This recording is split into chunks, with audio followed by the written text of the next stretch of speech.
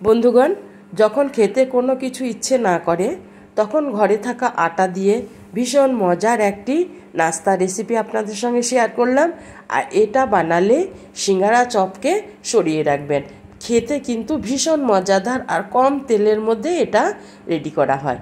আর এই জন্য আমি প্রথমে একটা বাটি নিয়েছি, বাটির মধ্যে দিয়ে দিলাম 1 কাপ আটা, আটার মধ্যে দিয়ে দিলাম 1 কাপ চিলি ফ্লেক্স, আর দিয়ে দিলাম স্বাদ মতো লবণ, কিছুটা কুচনো ধনেপাতা, আর 1 চামচ দিয়ে দিলাম সাদা তেল। এবার আমি সমস্ত উপকরণগুলোকে চামচ দিয়ে প্রথমে মিশিয়ে নেব। এভাবে আমি চামচ দিয়ে পুরো আটাটাকে মশলার সঙ্গে মিশিয়ে নিলাম। এবার এই আটা থেকেই আমি বন্ধুরা 3 চামচ আটা আমি অন্য একটা বাটির মধ্যে উঠিয়ে রাখবো। এটা আমি পরে ব্যবহার করব। এবার এটাকে হাত দিয়ে, যেহেতু আমি তেল দিয়েছি সেহেতু আমি হাত দিয়ে একটু ময়ম দিয়ে নেব। আটাটা আমার ময়ম দেওয়া হয়ে গেছে। এবার আমি অল্প অল্প জল দেব আর একটা ডো রেডি করব। আর একসঙ্গে আমি বেশি জল দেব না, অল্প অল্প করে জল দেব আর আমি একটা ডো রেডি করব। যেমন আমরা লুচি তৈরি করি ঠিক সেইভাবে আমি একটা ডো রেডি করব। এইভাবে চেপে চেপে আমি ডোটাকে রেডি করব। ডোটা আমার রেডি হয়ে গেছে। এবার এটাকে আমি কিছুক্ষণের জন্য, মিনিট 5 জন্য সাইডে রেখে দেব। অন্যদিকে আমি একটা বাটির মধ্যে 2টো মিডিয়াম সাইজের সেদ্ধ আলুকে আমি গ্রেট করে নিয়েছি। এই আলুর মধ্যে দিয়ে দিলাম কিছুটা কুচনো কাঁচা লঙ্কা আর কিছু গ্রেট করা কিছুটা আদা, আর 1/2 চামচ গোটা জিরে, আর 1/2 চামচ দিয়ে দিলাম জোয়ান, আর 1 চামচ দিয়ে দিলাম বন্ধুরা চাট মশলা, আর স্বাদ মতো লবণ। সমস্ত মশলাগুলো দেওয়ার পর আলুটাকে আমি ভালো করে মশলার সঙ্গে মেখে নেব। এভাবে আমি পুরো আলুটাকে মশলার সঙ্গে ভালো করে মেখে নেব। আর আলুর মধ্যে যেন কোনো গোটা ভাব না থাকে সেই জন্য আমি এটাকে গ্রেট করে নিয়েছিলাম।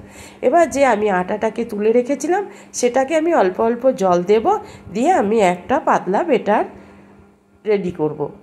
একটু একটু করে জল দেব আর এটা আমি একটা পাতলা বেটার তৈরি করে নেব।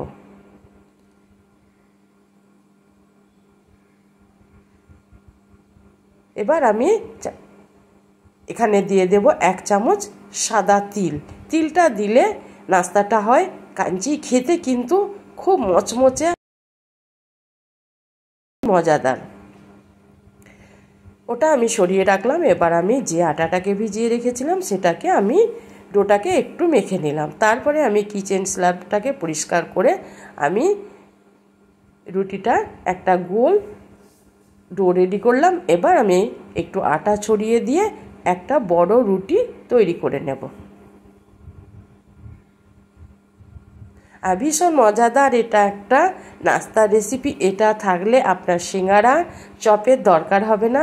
ভীষণ মজা, ভীষণভাবে বাচ্চারা খেতে পছন্দ করে। এরকম আমি রুটির আকারটা নিয়ে নিলাম। আর এবার আমি নিলাম টমেটো কেচাপ। এবার আমি 2 চামচ মতো টমেটো কেচাপ রুটির উপরে দিয়ে দেব। এবার একটা চামচ দিয়ে আমি পুরো রুটির উপরে টমেটো কেচাপটাকে মিশিয়ে নেব বা ছড়িয়ে দেব।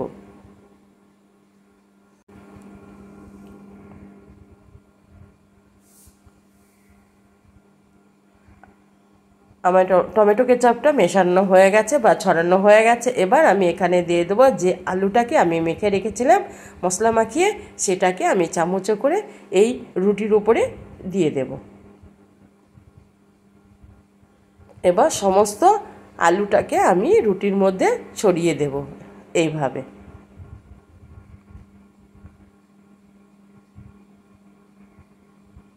কমসে কম একবার বাড়িতে বানিয়ে দেখবেন বন্ধুরা, খেতে কিন্তু ভীষণ মজাদার।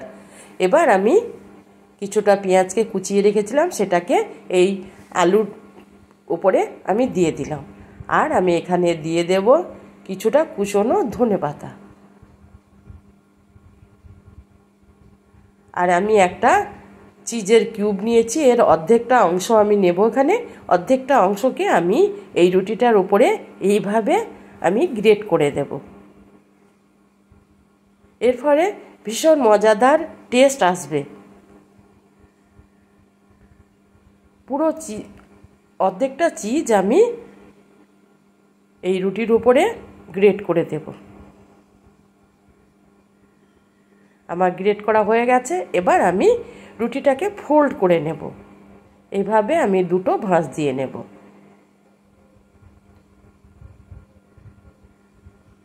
এ মাথা ও মাথাকে আমি চিপে নেব। এবার এইভাবে এই মাথাটাকেও আমি বন্ধ করে দেব।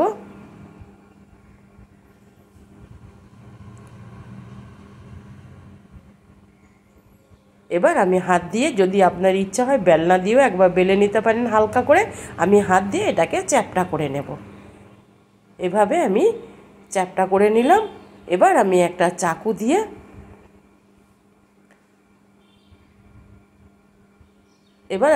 চাকু দিয়ে এক ইঞ্চি চ্যাপ্টা করে আমি এগুলোকে কেটে নেব। বেশি বড় চ্যাপ্টা করা হবে না, তাহলে ঠিকঠাক এগুলো ভাজা হবে না। এভাবে 1 ইঞ্চ লম্বা করে আমি নাস্তাগুলোকে সব কেটে নিলাম। দেখুন বন্ধুরা, সুন্দর একটা শেপ এসে গেছে। এবার আমি হাত দিয়ে এগুলোকে একটু ঠিকঠাক করে নেব। আবারও আমি একটা দেখিয়ে দিচ্ছি। আমি এইগুলোকে একটু টাইট করে দিচ্ছি হাত দিয়ে চেপে চেপে, তাহলে ভাজার সময় বেরিয়ে আসার কোনো তো সম্ভাবনাই নেই। আমি পুরো নাস্তাটাকে তৈরি করে নিলাম। এবার বন্ধুরা এগুলো ভাজার পালা। তার জন্য আমি প্রথমেই দিয়েছি কিছুটা সাদা তেল। তেলটাকে দেওয়ার পর যে ব্যাটারটা আমি বানিয়ে রেখেছিলাম তার মধ্যে নাস্তাগুলোকে একবার করে ডুবিয়ে সম্পূর্ণ ব্যাটারটা ঝরিয়ে দিয়ে আমি হালকা হাতে এগুলোকে দিয়ে দেব, যাতে হাতে তেল ছিটিয়ে না আসে। হ্যাঁ বন্ধুরা, তেলটা খুব গরম করে নিতে হবে। তারপরে গ্যাসটাকে একটু কমিয়ে দিয়ে তবেই নাস্তাগুলোকে এক এক করে ছাড়তে হবে। এবার আমি একটা কাঁটা চামচ দিয়ে, এবার আমি গ্যাসটাকে মিডিয়ামে রেখেছি।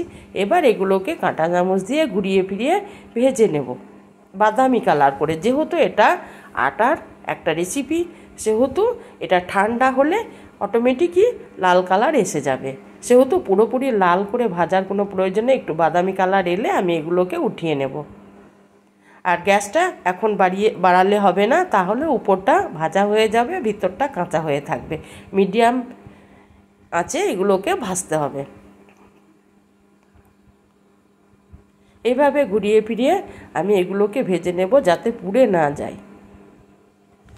সেই জন্য আমাকে এপিট ওপিট করে উল্টিয়ে নিতে হবে।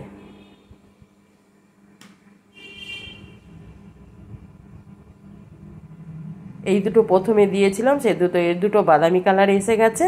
এ দুটোকে আমি আগে উঠিয়ে নেব, তারপর আমি ও দুটোকে আবার একটু ঘুরিয়ে ফিরিয়ে ভেজে নেব, দিয়ে এই দুটোকে আমি উঠিয়ে নেব।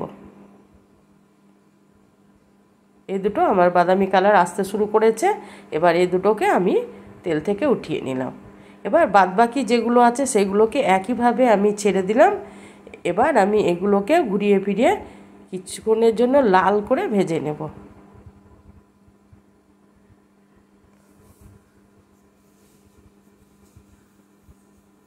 হ্যাঁ বন্ধুরা, একদম লাল করা চলবে না, ওই বাদামি কালার হলেই হবে। বাদামি কালার করে ভেজে নিলে এগুলো ঠান্ডা হলে অটোমেটিক কালার, সুন্দর একটা কালার এসে যাবে। আমার নাস্তাগুলোকে এইভাবে ঘুরিয়ে ফিরিয়ে ভাজা হয়ে গেল। এবার এ দুটোকেও আমি ঘুরিয়ে ফিরিয়ে ভেজে নেব। আমার নাস্তার রেসিপি রেডি হয়ে গেল।